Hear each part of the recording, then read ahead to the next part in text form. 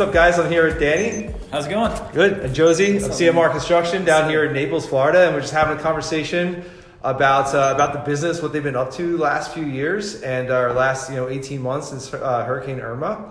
And I really just want to share a little bit of your experience with the audience, so maybe people can learn about some of the things you guys are doing to really scale your company, which we can talk about like pretty incredible levels. And what you're doing culturally as a sales manager to manage a group of 30 sales reps in this very competitive market and still just kind of hit record numbers every month. So just want to start out by giving an intro about like what you guys are, where you came from, what your background is, and a little bit about what you're doing here. Yeah. Awesome. Want to go first, Josey? Go ahead, Dan. Okay. Yeah, so I've been in the roofing industry off and on since I was 18 years old, so over 20 years. I was an installer. I was an installer at first. I was a grunt, carrying the slate and tile up the ladders. We didn't have the luxury of, people loading the roof systems for us. We did it, and I learned a lot. I've been with some of the best guys in the industry. I've done Ludo jobs. I became a very good metal guy. And then finally, I ran into CMR in 2006. That's where I kind of developed a relationship with them and got into quality control part of it. Always had the opportunity there to dive into the sales thing, and I never had the guts until the past 18 months. So past 18 months was my first experience, in sales as far as the roofing industry goes. Fantastic. And it seems like you've done pretty well so far, right? Yeah. Come down and we got this idea of once we had some pretty good success and we seen that there was more than enough to go around, that, the idea was, hey, let's build a team. Let's reach back and, bring some of these guys, from our home, so that we could share the wealth a little bit. Right. Last year, they were our top team. Team. Yeah, 47 in approved, 47 million of approved business. So how many guys? With how many guys? 10 guys. 10 guys. So out of those 10 guys, unreal, freaking unreal. Yeah. Out of those 10 guys, 9 of them were $1 million producers. Wow. Yep, and one of them was very close to getting $1 million, and we had he was number 2 in the nation, 9.3 million in sales. My little brother. Year. Yeah. Got to plug your little bro, huh? Yeah. Well, I wanted him to, get some of this too. So. And he's new to the industry? Yeah, he was. So he was a tugboat captain. Completely different industry. I'll say. So if that's a testimony at, anybody can do this job, as long as you got a good work ethic and you're good with people. Okay. Yeah. And Josey, what's your background? What brings you here to CMR? Yeah, so I'm the Chief Revenue Officer. So I'm over marketing and sales. So try to be the money man, help bring the money in, get the money to the guys. Okay. And so, at the end of the day, I was, brought on to CMR to just really help with the overall strategy for the future. How do we leverage our resources to turn data into dollars? Okay. Data into dollars. I like that. Yeah. And, our objective here is to really streamline our processes and to bring about more transparency, to have better understandings of what's going on within each team. We have 5 different teams. So they run one of our teams and we've got 4 others. And so you have a lot of guys. In all, we have almost 100 sales reps now. In this market? Yes. Wow. And so it's, a lot of guys, a lot of testosterone. So, my background is roofing. I started when I was 18 as well, knocking on doors. And so that's how I got my start in this business.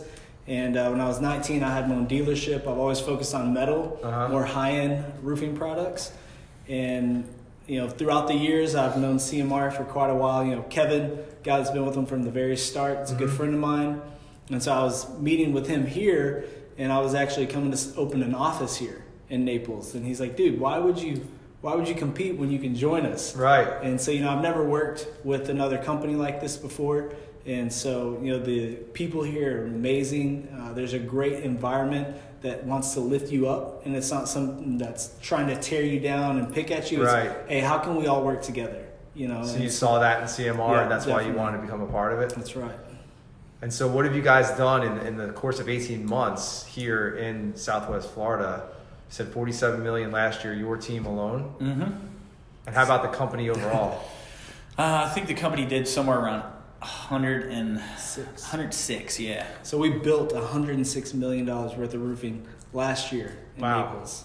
And what was the breakdown between area. residential, multifamily, commercial? Probably about 85-15, so 85 residential, a lot of residential.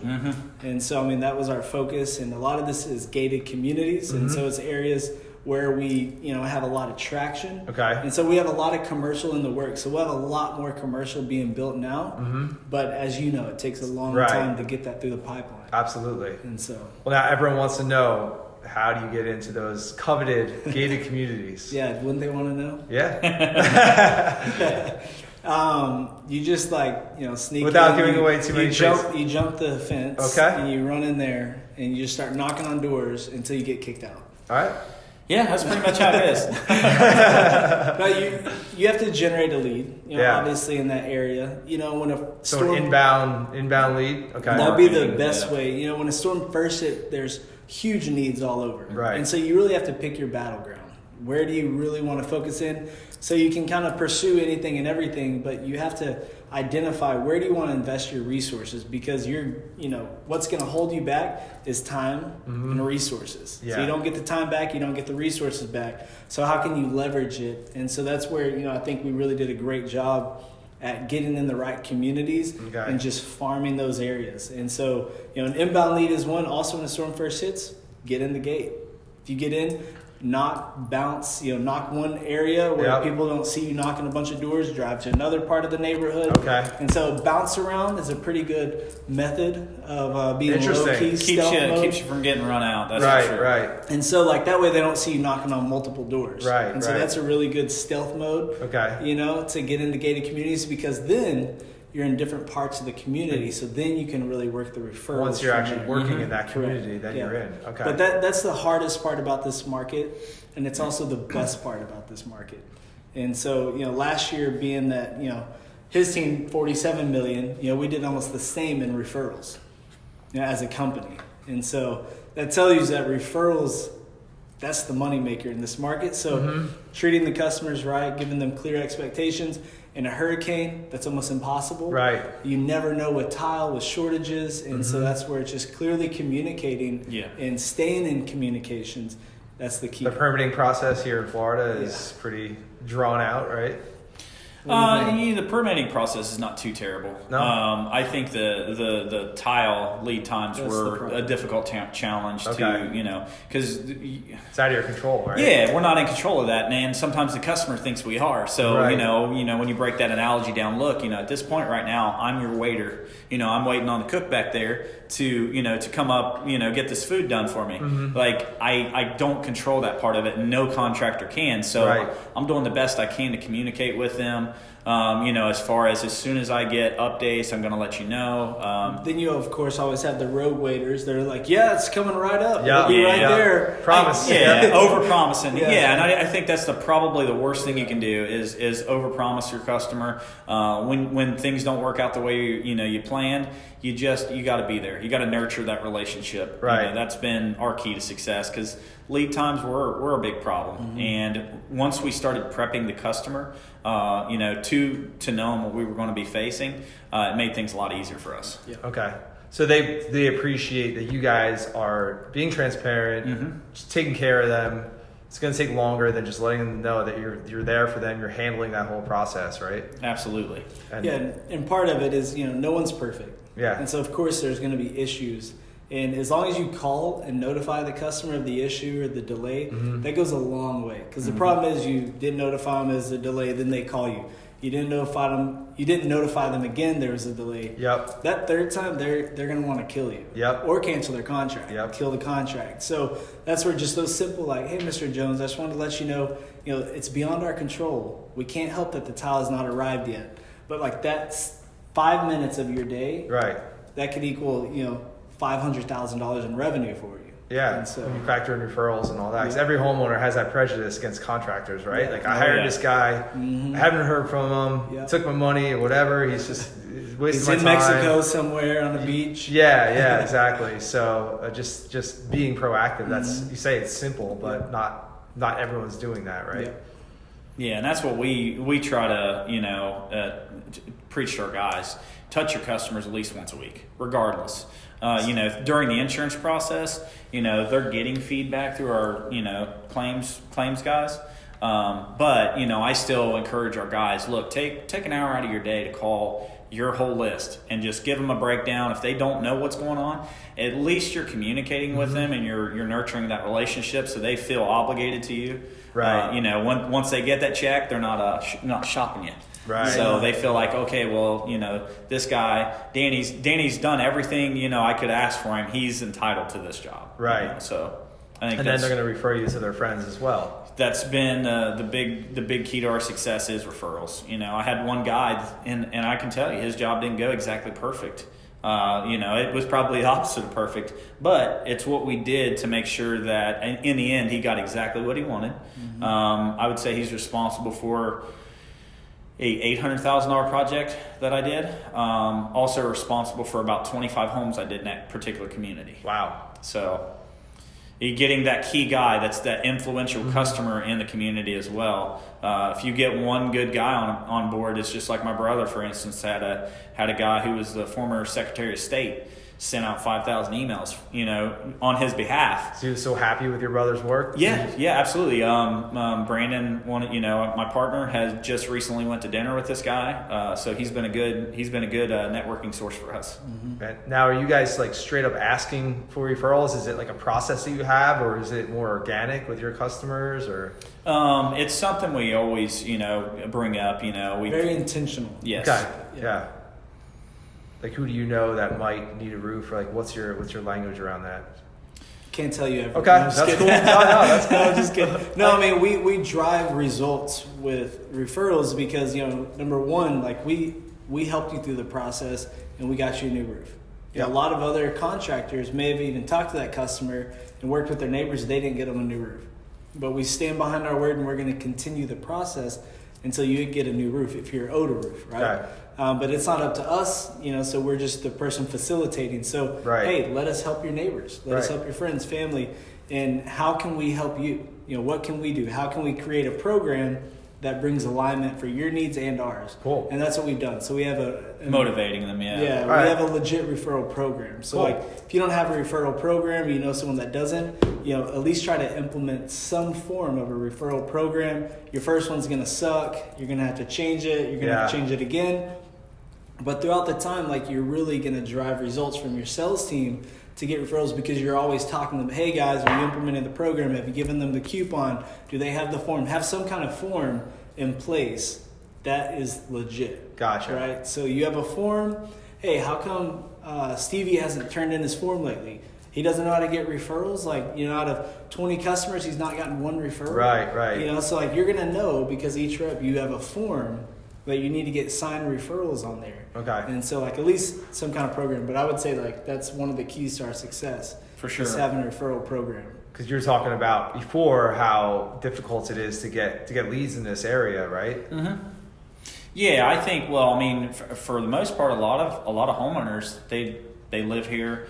They're snowbirds, so they're here. Some people are here a week a year. Some people are here 3 months out of the year, and it's our job to educate these homeowners on what type of damage they potentially could be facing if they don't at least have someone take a look at the roof. Right. So I think it's good for the customer to be aware, hey, make sure your neighbor at least, entertains getting an inspection.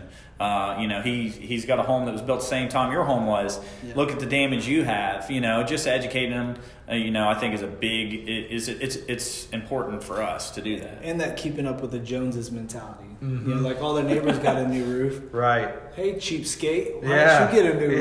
You don't want to be the eyesore of the neighborhood here. Exactly. Yeah. And that's how it is. A lot of these homes are really old, like with the roofs. And so, they come back into town and they see like, man, the neighborhood looks different. It's because your roof. I mean, that's what you really see, curb appeal. Oh, absolutely. A lot of it's your roof.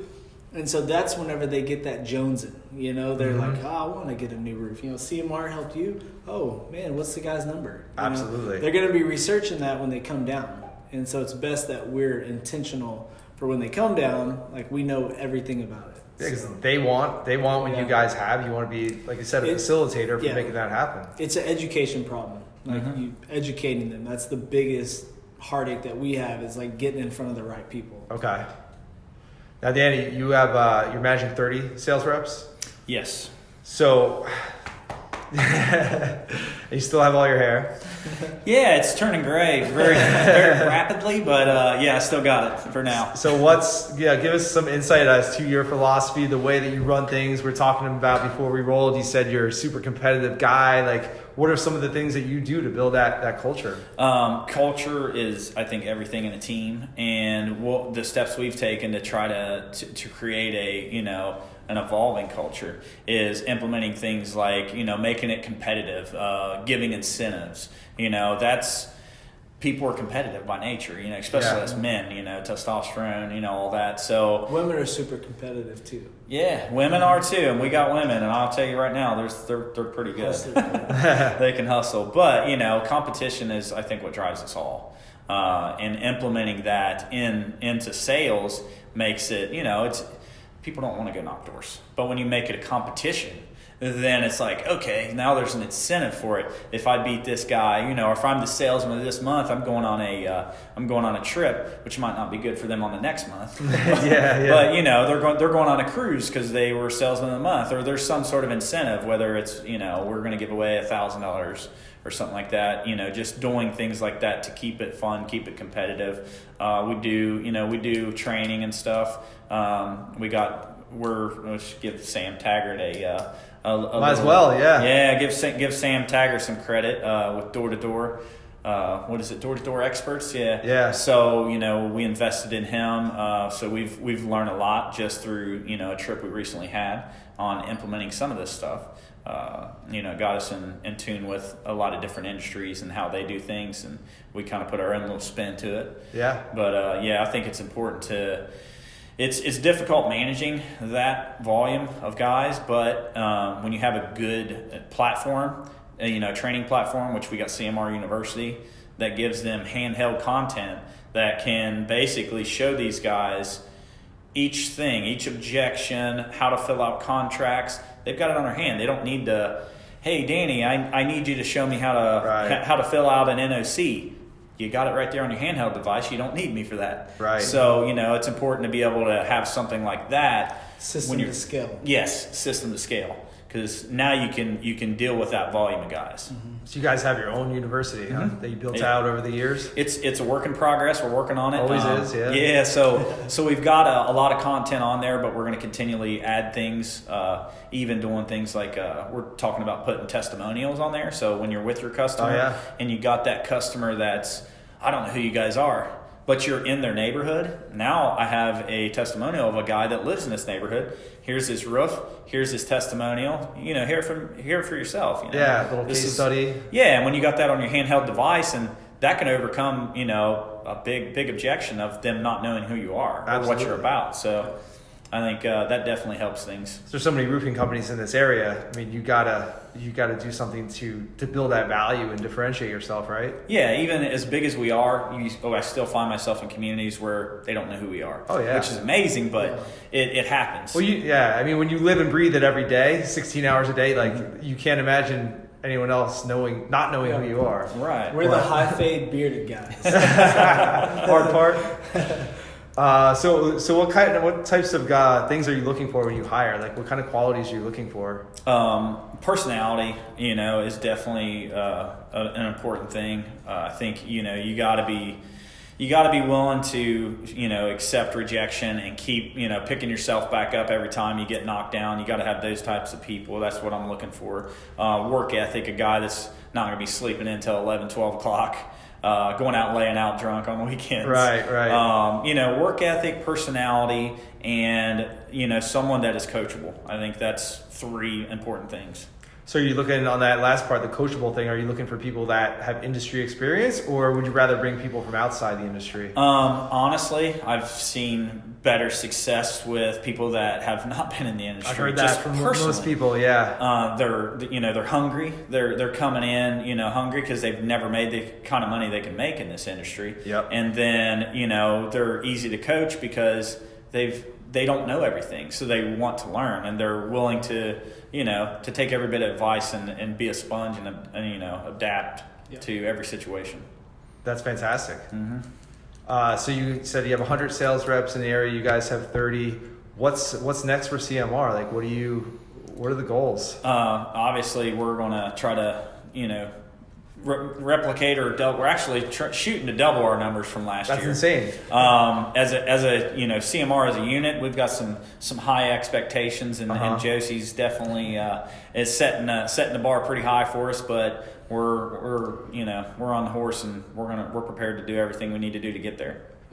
What are you doing, Josey? You mentioned something earlier about like what you guys are doing to maintain that quality of that culture, because if you start to develop a couple bad eggs internally, then that can really derail you, right? Yeah. So to Danny's point, character, competency, and work ethic.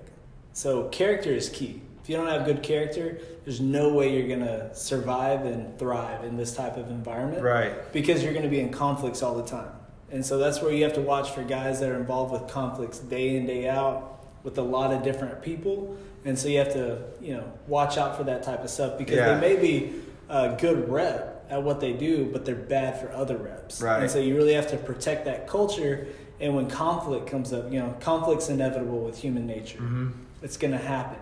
But if it's happening with the same guy over and over, you really have to kind of guard that, safeguard that, because if you can figure out a way to keep him where he's not dealing with everyone else, that's one way, but sometimes you just got to cut it out. Yeah. And keeping guys together. So like we have a team leader meetings, so the team leaders get together. They're the guys that are enforcing, the rules and kind of what's going on, setting the stage, and at the end of the day, it's up to them. And so like I'm here just to kind of support, to give them best practices, steps. If I need to get involved or help out or do a sales training, I'm happy to do that. But it's their personal relationships. People don't leave the company, they leave the boss, they leave the manager. Right. And so if they leave, if they don't like it, it's because of them. And that's it, and they can only handle certain things. So then it's to the company, like, oh, I'm upset about this. If they have a personal relationship, they're going to go to Danny and be like, Danny, what can I do? Danny's be like, I understand. I've been dealing with that too. Here's a better way to do it. Or here's a way to ask this question. So as long as you clearly communicate, and you have to have somewhat of a personal relationship. We don't believe they're numbers. It's not just like just turn them and burn them. That's the problem with this industry. It's a lot of that. We want to keep these guys. We want to make sure the next storm we have these guys. Right. So we're building an army. I mean, literally, it's a freaking army. Come compete. That's exciting. And so we want to really embrace that and build the culture into something we've never had. And so it's new for me, it's new for CMR, it's new for these guys, but it's up to us to create it. And so we're creating the future we want. We're making decisions today as if we're in the future. And so we're creating that culture, that atmosphere of high-performing badasses. Simple as that. Sweet. Like, we're the best.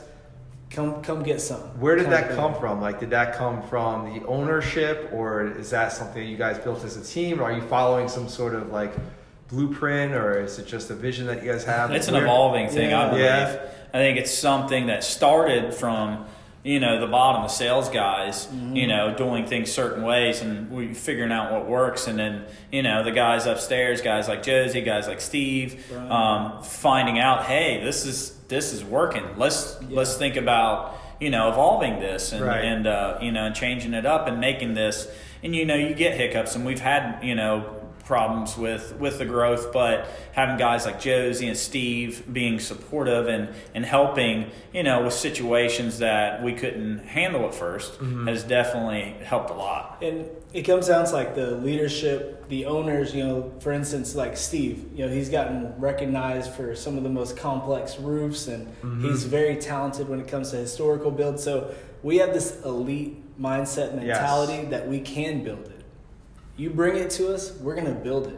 And so having that, and then having the horses out there going, plow the field, plant the seed, harvest time, right? And so that's really what we built. And so, Steve and Brian realized, like, man, we're onto something. Like, we've built this out. Like, what we've built here, I mean, it's crazy.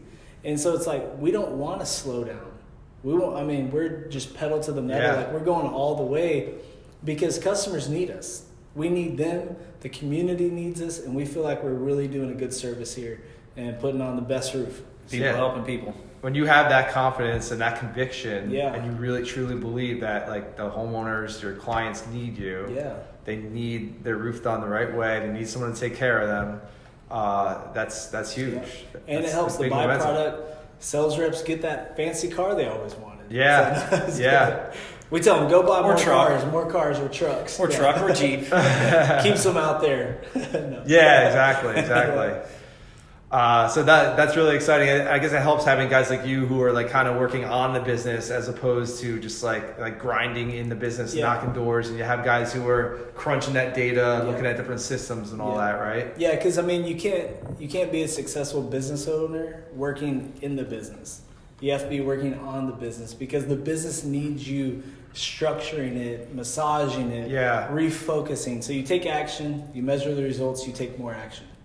You adjust actions wherever they're needed. But at the end of the day, if you're just in there action, you're never actually measuring results. And that's where most business owners, especially in this business, fail. Yeah, and I think a lot of people watching this are in that position where like they through hustle and blood, sweat, and tears, they've gotten to like that level. Maybe it's a few million a year, maybe it's more, but they're at that level like, man, I'm working 16 hours a day. I'm doing my paperwork at 11 o'clock at night. We've all been there. Like, how do I break out of that cycle and get into something where, maybe I hire someone to help with that so I can focus on the business? Any tips on that for you guys? Yeah, for sure. I mean, hire for your weaknesses. You want to work within your strengths. If that's your strength, you want to really focus on a good ops guy, good manager, because if you're good at sales, chances are you're not a good manager. Right. And so at a very young age, I was 20 when I hired my first consultant, $8,000 a month, paying him to help me and teach me these business practices. And I mean, I wasted at least $1 million hiring the wrong leaders, and paying them a lot of money. But it takes time, so it's not going to be overnight. But you have to commit, like, hey, that money now is not worth the money I'm going to make in the future. Right. So who cares about making $300,000-$400,000 a year? Cut that pay down and bring somebody on that can work on your weaknesses because you need to focus on your strengths. And so just hiring someone that is better with stuff that you're not. Yeah. And just focusing on that right there. But don't worry about the money right now. If you build the business, the money will follow. That makes sense. Building that foundation, building that system, especially in like more, I would say, difficult markets like this where it can take a while to get paid. Guys go out of business because they take on too much and they have to wait to get the money and everything. So even on their team, they're building levels. So I mean, we had to, I had to delegate things because I was completely overwhelmed to a point that, here we are running this team. Part of my role was, taking on, doing mediations, going out and meeting adjusters because I wanted to keep our guys selling, and if we want to keep them pounding doors. So for us to do that, I had to, not only was I still selling, but I was meeting adjusters, doing mediations, engineers, all these things. And I'm like, my time's more valuable than this. What if we hire a guy and this is all we're going to have this guy do? We're going to have him collect checks. We're going to have him go out and do meetings, adjuster meetings and the mediations and have this guy, mold this guy to where he can do all these things and delegate off some of the load so I can do what I'm better at. And it was the best decision we made. Yeah, we're giving off $50,000. That's nothing. $50,000 is nothing for what we're doing here. So, I mean, literally could be a week's worth of work here. Yeah. Right. You have to really have a way to measure how much is this costing. So if he's going to pick up a check, you could pay someone $15 an hour to do that. Yeah. So really looking at the task you're performing and putting a dollar sign to it. How much is that worth? Where do I want to be? Great. This is what I want to be focusing on, not this. I need to delegate that. So people like us, I mean, it's really hard for us to delegate a task because we know we can do it, get it done, it's taken care of, it's done right. It's control, You want to be in control of that. But at the same time, it's like we had this, what was a perfect analogy while we was in Puerto Vallarta was, how much do you make an hour? Put a number, dollar value on, okay, if I'm making $300 an hour, what is it worth to me to give up $15 an hour? Right. What am I getting in return? The return on it is tremendous. If it's something that really is, you can delegate and it's not your strong suit anyways. Yep. So, and you could focus that energy back into something that you are good at. I think that was, a big takeaway from when we were down there for myself. And I'm like, huge for us. Like, oh, yeah. Brandon was a big deal for him, giving up the reins of doing, you know, the Exactimates and dealing with the insurance company. He didn't want to, but he had so much more value doing other things. It wasn't, you know, and plus it was trying to balance family life and do everything like that. So it was difficult. So delegating a lot of those roles so you can have good balance, because if you don't have a good home life and a good family life, it's going to affect your work. It does, and it has with me. You know, when I was trying to juggle too much, you know, and I got a mad wife, you know, and I'm leaving the door and I'm like already stressed out before I get out the door. I'm projecting that. So you know, it's important to, you know, balance those things out and delegate stuff to where you can have a good perfect balance. The man is together, his world is together. Yeah, I love that. So, I mean, we've all been there. You know, you hit burnout, like nothing in your world is working because you're just trying to do everything, do too much of everything. I try to do every month or so a time audit, like literally in a spreadsheet, just like track every 15-minute segment.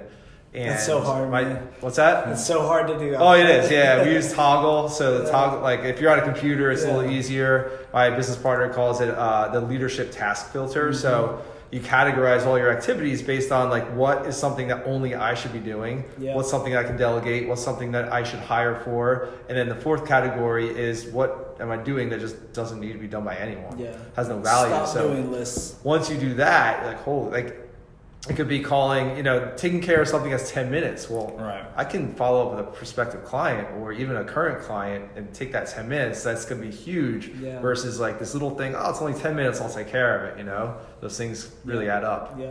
No it's doubt. a real challenge. That's where, you know, 80-20 rule, I don't know. Yeah. You know, Pareto principle. Yeah. So, I mean, 20% of the things you do are going to get you 80% of the results. So what are the highest value items? And that's what you start with. I mean, start out the day like I carry my notebook everywhere. And so like there's something I need to do, but at the end of the day, it's like I know I'm not going to get all these done. So the next day, like I'm just going to continue down my list, but my highest value items I'll add to it. You know, but like I'm just trying to get through my list to make sure like the priority issues are getting taken care of. The rest, like if I need to delegate, I will. And with CMR, you know, we have quite a big support system for our reps, for our teams, for everyone. And that's what we want to do. We want to create this environment where like we're all winning, you know. And it seems like you just being here for like the hour talking with you guys, it seems like you have that environment. Yeah, we're building it. It's an ever evolving and changing, but yes, we definitely have that, and we're going to have more of it. So a little commercial for you guys. You're hiring currently, or? Actually, I just I got a new guy that I'm bringing on today. We're always hiring. So. Yeah, even business owners. If business owners are out there, I mean, this is a great place for them. Also, they can learn from us. They can come here, execute, and go back and implement some new tricks. And you know, those are great guys because we have the support. And a lot of those guys, they weren't treated right at a previous company. They had an issue, but we're a great support system for them to be high caliber, high earning. Yeah, you see that a lot, like the Facebook groups, you know, guys like, man, I'm just sick of the grind. Like I'm looking to go work for a company and you can be an entrepreneur, right? Like working in a company and you're basically have your own mini. It's a mini not company mini by any means. Yeah, it's a microcosm of, you know. Absolutely. It's that's kind of what we were trying to create. We were trying to build our business within another business, and it's growing like crazy. 10 guys was last year, and right now we're at 30, getting ready to go up to 32. There's 2 more guys total coming on. We've had guys that were GMs at other roofing companies come over, and work with us, and they're absolutely love it. Wow. So, and at the same time, with what they were doing at 10, there's no way they could possibly do it anymore. So they've had to learn to delegate. I've pushed on them in some areas, like, guys, you got to give this up. You got to do the sales reps, you mean? Yeah. No, like with them giving up certain tasks. Oh, yeah. Delegating, so that way they can take on more. But now their activities are higher value. Right. Because they've learned to delegate, which, Brandon took a while to get into because, he's the sell side, he's right side, Brandon's left side. They're a perfect team. And so, you have to give up control. Right. And so here, guys, if you know some people, give up little control and gain a lot more. Well, you said you just turned in a bid for a $12 million project, right? Yeah, I'm Better pretty get excited. that. Yeah, pretty excited about that. It's on camera now, so you That's- better yeah, that's- check that's, back in a month. Yeah, we'll find out. We should know something in about a couple weeks. But something like that you might not have had the time to do if you're just busy doing a million different things, right? Yeah, I mean we've nurtured that relationship for like a year and a half. And the crazy thing is circle back to networking. This lead came from a disaster services guy. Okay. It was just some old guy that was just putting tarps on people's roofs. And got to talking to him. I was trying to find out what he was doing in there. Was he a roofing company? So always networking. Yeah, so and that's what I do all the time. I'm always linking up with other contractors. If I see a carpentry company in there, if I'm a gutter company, I'm always talking to these people, getting their cards, giving them my cards. He likes to talk. Oh yeah, never ends. but and that's stemmed from that guy, and and I got a lead to go look at the Golf and Country Club. The guy's like, hey, while you're here, can you take a look at these condos I'm having some repairs done on? I look down through there and there's like 50 buildings of just concrete tile, and they're trashed, and these guys are doing repairs on them, and I'm like, why are you repairing these? Or when are you planning on replacing these? He's like, well, we got the reserves to replace these in 5 years. And I'm like, why would you do that when the insurance company will pay for these roofs?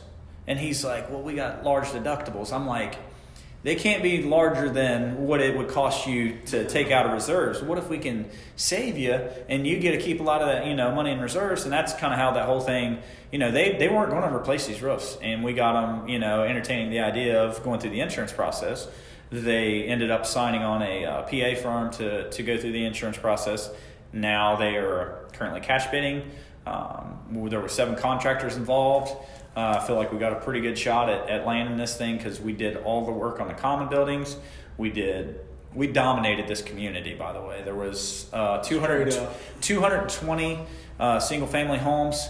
We are in contract with 200, have built 50% of them. Wow. So, I mean, if you want to talk about saturating a community, that was by far the biggest example of dominating. Yeah, they should rename it CMR Homes or whatever. Yeah, CMR Villas. Yeah. You pull in there, and it's an amazing. If you was to drive through this community, you'll see roof tore off here, new roof, tore off, new roof. There's very few places that you're going to go by that's not something's been done. Right. Whether it's in the process, some of them are ASI claims, unfortunately, and they'll get settled in litigation. But a majority of those are under contract with us. Fantastic. So pimping ain't easy. Somebody's got to do it. Might as well be us. Yeah.